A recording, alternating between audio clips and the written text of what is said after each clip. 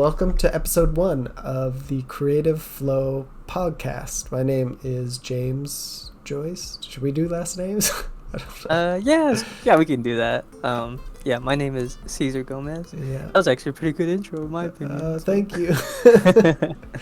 We're both artists, and we wanted to start this podcast as sort of two artists who are in the process of trying to become professionals and talk about what makes a healthy creative journey. It's something we both believe is very important to the development of an artist, and we are, at least myself, I'm definitely a living example of years of doing it in a very unhealthy way, and now I'm finally in a good place. And I think everybody always wants a drawing tutorial, but half the battle is actually to becoming an artist is actually like starting and being consistent. Yeah, because like a lot of us, we really just put ourselves in that bad headspace, and you just don't get out of it. Or if you do, you take a long break, and you just don't. I don't know. It's like you reset your skill level a lot. I don't know if that makes sense. But those waves of burnout where you study for like 3 weeks a ton, and then you burnt out for like a couple months. Yeah, I mean, I've seen it where people, it's like, oh, I'm gonna draw all day today, and then the next it takes them like a whole week to come back to drawing, and it's definitely something that a lot of artists do. And hopefully with this podcast we can help everyone trying to like, hey, be kind to yourself. James is always like, saying it, be kind to yourself, and it's true, you really do. That's why I always say, like, half the battle becoming an artist is just starting and being consistent, being like doing it in a healthy, positive way, because it's a lifelong thing. It's not something you stop. It's not like a normal job that you retire from. Like, even if you were to stop doing art for a company, I think you would still do it for yourself. Most artists are drawing, right up until they die. They're drawing in their coffin. Yeah, no, it's true. Well, we just kind of jumped into it, huh? Yeah. Maybe we should introduce ourselves too, Oh yeah, sure. Why don't you go first? Okay, so my name is Cesar Gomez, but on social media, like my little internet persona, right? We'll go with that. It's Mr. Irrelevant Artist. People call me Mr. Relevant. I've been... Even though you're extremely relevant now. Right? That's the joke. That's the joke I go with. So I guess with like... Should I just start with like my art journey, I guess? Sure. Just like a brief intro of your art journey and why, I suppose, you were doing things in a... Yeah, okay. So... Or maybe not why.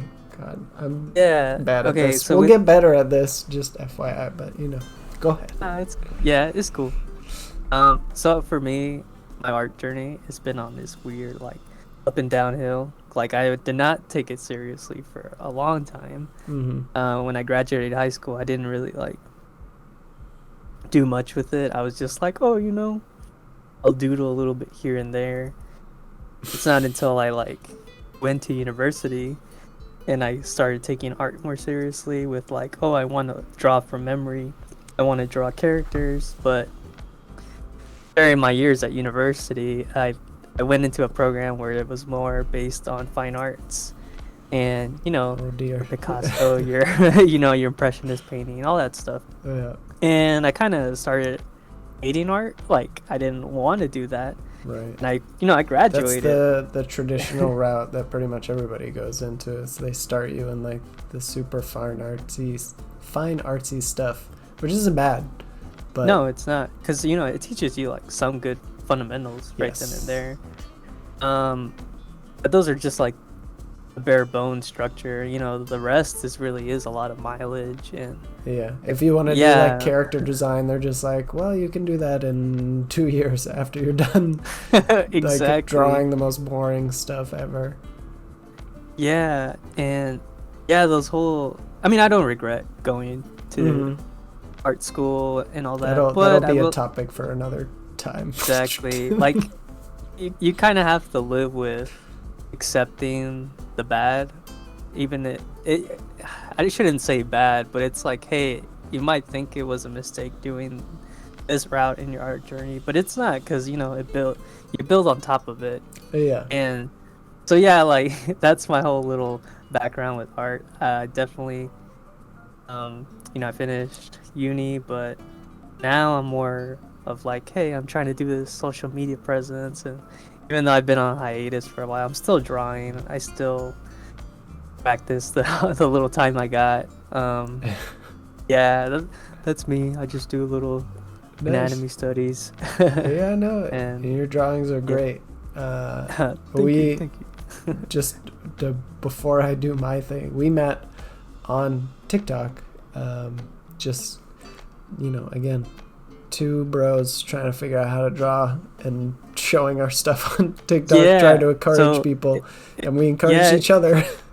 it's funny because like I still remember James has a YouTube video on his YouTube channel where you were like it's weird, like the video you made was like talking to yourself in a way on like, hey, I'm on this path on trying to be an artist, like for real, and doing it full time, and like being kinder with the whole journey that you've been in. Yeah. And it really resonated with me because I was like, dude, that's me right now. And I like commented this very long post on that video. I remember. And James was like, dang, that guy cool. Did we meet before or after I started my YouTube channel? I felt like I found you. I don't think I reached out to you until after you left that comment, maybe. Yeah, I think we were like, I was definitely watching your videos, and I feel like some of mine have been popping up here and there with your stuff. Bro, you got more followers than me. What are you talking about? Well, yeah, but I feel like I saw your videos and I liked yours just as much. And then I honestly don't know what was the action that led to us like fully chatting away, but yeah, I remember those comments, like the one I left on your YouTube channel, and then for sure I made a TikTok where I was like, my favorite artist is Takeshi Obata from Bakuman. That's what it was. That's what it was. Dude, after that I remember you were like, bro, you love him too? All right, we gotta be friends now, for real. That's exactly what it was. I was like, yep, I'm gonna be friends with this guy now. He's same favorite artist, and I had met him, so I was just like, I got a story to tell you. Yeah. Yeah, that's how we met. Yeah, it was very power of the internet. Yeah. Okay, my art journey has been quite long. I think I started drawing seriously in, I have a folder of my first drawings when I started like wanting to be an artist, so I'll know exactly when it was. 2010, so it's been 12 years. Jeez. But again, in this, which is why we're talking about this, I had a lot of unhealthy and unproductive development as an artist. Like at first I was living in Maine. That's where I grew up and went to college, so they don't really have like the most prestigious art program, especially for things like concept art and stuff, which is why I ended up moving to California. Doesn't Maine have like, well, I guess like the Art Institute, those are like those kind of like, they have good art programs, just not generally. They feel almost like, it's a business for sure, so obviously it's like, hey, money is more important than the learning and the teaching. And I think some like famous artists came from Maine too, but again, their programs are not designed for like character design and Disney movies or something like that, which always had me more excited, like anime and stuff. So it wasn't the place to be and to learn. And then besides that, I just wasn't doing the right things to learn well. But I came out here and started getting a better education, went to like Concept Design Academy. I literally had like my trajectory should have been a more of a sure thing if you look at who I had as like teachers. Like I had the best teachers, the best education, I still didn't really make it because I had a poor mindset and creative process. And I'll get into my teachers, but I don't want to name drop a bunch of people in the first episode. Seems really cheesy or something. Like, yeah, I don't know. I need to flex all my educators just so I can fact check. But no, all of them work. I went to school in California, and if you know about the industry, everything is out here. So all my teachers worked at Disney, DreamWorks, Marvel. They were all involved in the industry, and there were some really amazing teachers, some pretty terrible ones, but by all accounts I should have become a professional and gone ahead. And that's the case with a lot of artists out here too. There's only a few who end up making it. Most people who decide they want to be an artist either don't make it at all and they give it up, or they get to this threshold where they try to like sell their art without the skills of being a professional, and their life is kind of miserable. They sell things. Nobody's buying my stuff. Right. They sell things super cheap. They're devaluing their own time. People who do buy from them treat them poorly. If you want a lifelong career in art, which is something that I wanted, it's something that you get to be passionate about and it makes you happy. You need to design your pursuit of it as a healthy and happy creative process, which is something I always reiterate: happy and healthy creative process. Yeah, no, I mean, it's true. Like, it's a very simple way to put it, but it's like, I don't know, it's just true. You need to make a shirt out of that. Probably will one day. But yeah, that is my journey. I even went to Sweden for a year to study, like you did, super fine arts stuff. And I did my first year of art. I was trying to graduate from college because I had enough credits. I started as a computer science major, and so I went to Massachusetts to learn like some figure drawing classes or something in the summer so that I could graduate faster with a studio art degree instead. And so that I could get out to California like as soon as possible. So I basically used my last year as a computer science major to switch all of my credits and just take the required art courses. Wow. Yeah. Trying to tease the system. Yeah. But I had the fine art training there, a little bit in California, and then a heavy amount in atelier school in Sweden. And then, again, I should have figured it out, but I didn't because bad creative process. Hey, once you get in that bad headspace, it's really, you like really hurt yourself a lot. Like, you kind of get like, it's like a mixture, a bag of emotions where it's like, one day you're angry at yourself because you ain't doing anything. You're like, oh, I didn't draw for the day, and then you have guilt. Yeah. then you get anxiety because you feel like you're not going anywhere with your art. Right. It's like but it's like, it really is like things you tell yourself, and it shouldn't be like that. And a bunch of artists are just like that. I was telling you, I have folders of my art, and like the best artists are consistent, right?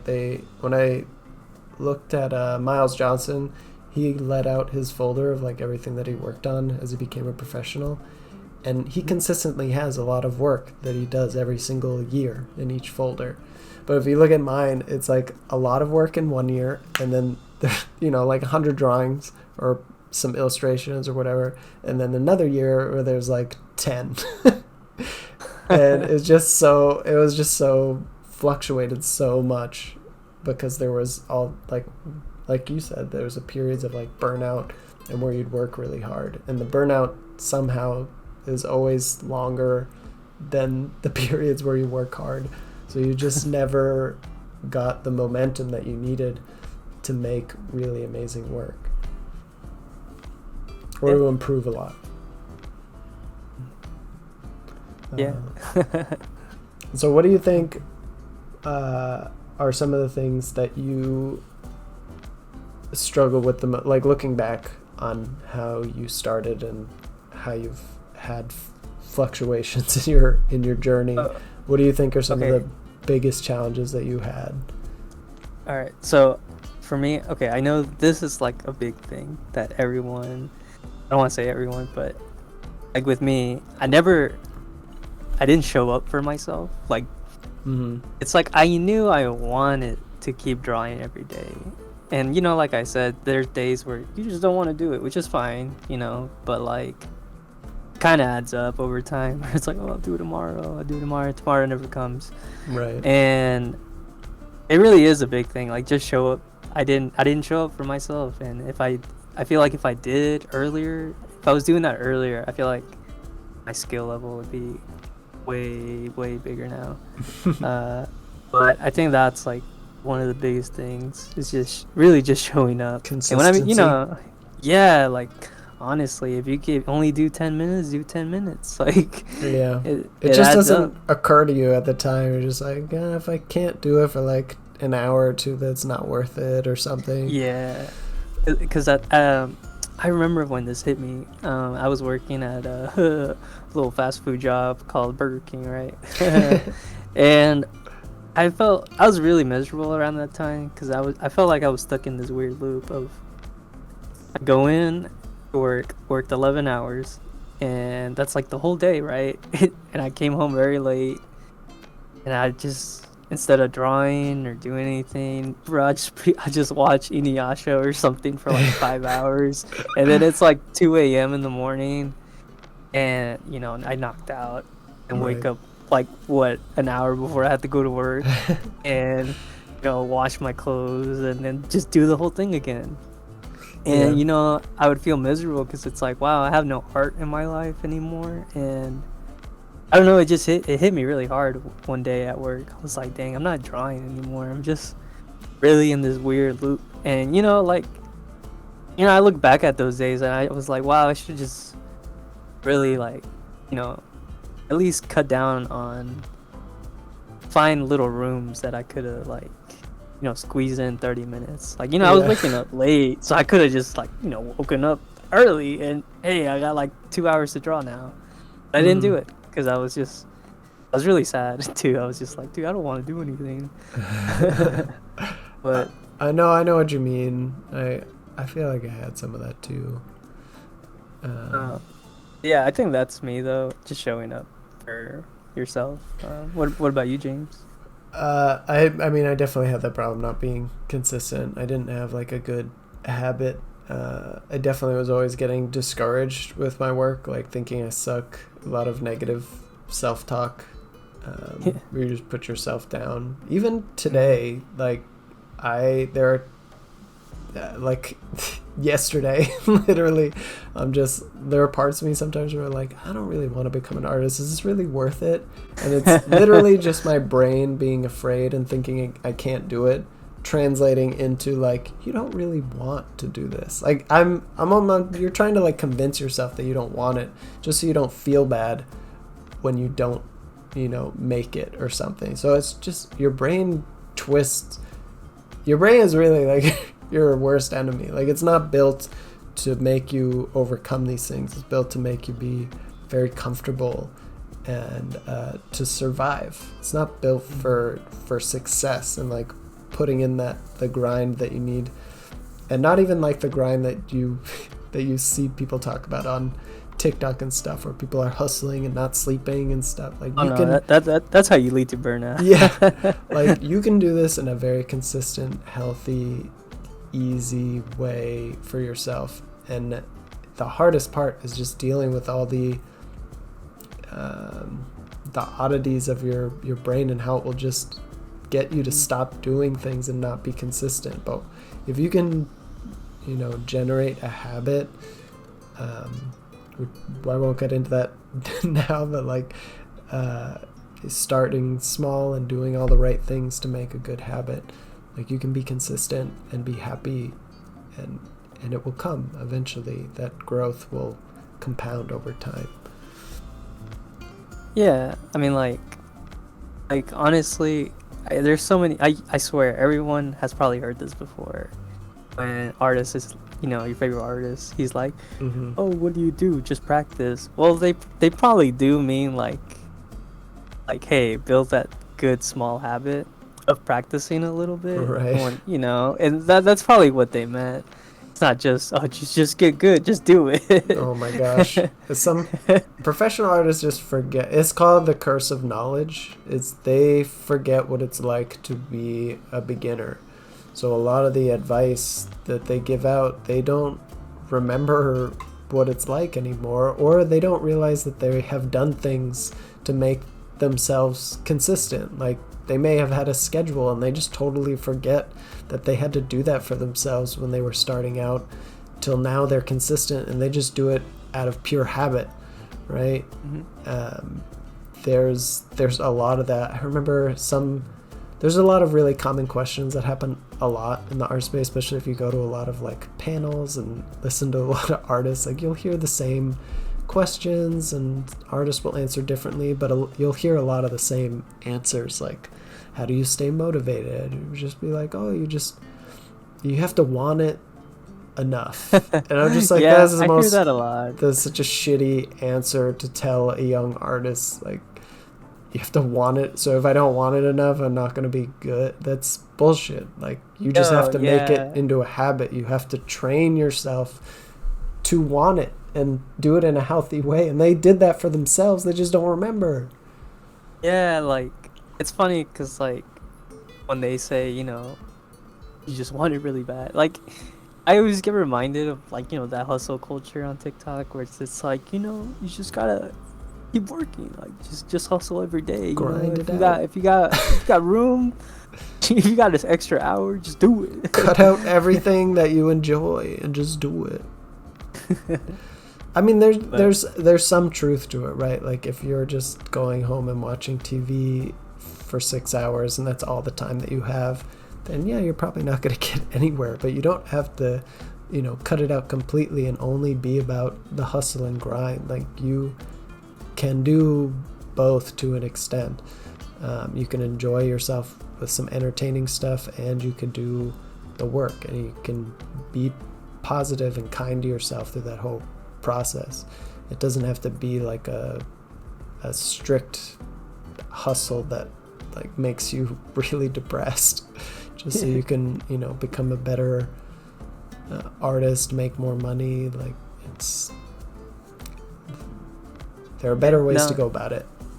Yeah, like when I was posting like a lot on TikTok, I had so many young artists message me through my Instagram because they would go search me up, and a lot of people would DM me and they would just ask me similar things. It's like, hey, I'm in a burnout situation and I can't get myself out of it. Mm-hmm. And I kid you not, I would just kind of regurgitate what James says on your TikTok, and I'd just tell him, hey, it's okay to feel overwhelmed, just take it easy. Like honest to God, like take it easy for now. Don't feel like you gotta do, like, it's weird because social media makes it feel like when you see 10 posts a day, right, and you're like, wow, that artist did that drawing that day, what am I doing? Yeah. And a lot of these kids, because they're all middle school, I think they were like a younger demographic kids. Mm-hmm. They just felt like they needed to pump out stuff, and nothing wrong with pumping out a lot of work, but it's very intimidating. Yeah. Like if we're being honest, and I just told them, bro, like honestly, just do 15 minutes, and that's all you can do. That's all you can do. Don't force yourself to do 2 hours. Don't do it. I mean, you just kind of build a habit of going up. I have no, sorry, go ahead. Oh, no. You can go. I was just gonna say, I actually have been getting into the habit. I made an article about this. I haven't done a video for it yet, but is the two things you need to do is forgive yourself for whatever shortcomings you've had, so that way you can start as a clean slate and literally draw for 1 minute. That's it.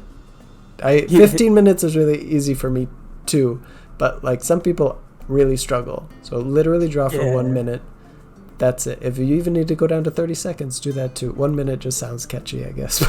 Right. It's but it is funny though, like when you I think we had this conversation a while ago too, where obviously even professional artists, they have like, it's hard to get in the groove right away. And when they show up for themselves, bro, they draw like a couple lines and they kind of trick themselves. And it's like, dude, I'm doing like 20 sketches now already, you know, I'm a whole right. But the catch is they know how to show up for themselves and to keep going, and those like people who struggle with the burnout and everything, they don't know how to show up for themselves. So the 1 minute thing, the thing that everybody gets generally confused about is like, that's not enough time to learn anything, which it's not really, but the point is not to learn at first, it's to learn to draw at first, excuse me. It's to learn to show up for yourself. It's only about showing up for yourself at first, because if you do that and you make those little small wins, and you actually, instead of putting yourself down, and you be proud of yourself for putting in those small wins, you draw 1 minute a day. You even skip a day if you want. You don't have to draw every day, but you know, say you draw 1 minute for 6 days a week. That's 6 minutes that you drew every day that you can be proud of, that you wouldn't have drawn at all because you would have made some excuse to not draw at all. You know, and you can be proud of that. And the more confident you become, the more you start increasing that time, 2 minutes, 5 minutes. And then before you know it, you're like doing 30 minutes of drawing almost every day. Maybe you miss a day here and there, but you're staying consistent and you're showing up for yourself. And that's the trick. And when you can do that, that's how you get to that professional level. That's what the professional artists do. Yeah. I mean, that's the point of like our podcast, hopefully. It's like these little key tips that like, dude, like they matter. Like it's true. Like the key tips to making a healthy and happy creative process. That is the key. That's the point of our podcast, and sharing our journey doing all that stuff. Yeah, because like obviously like I'm not in that position of pro artist or full-time artist.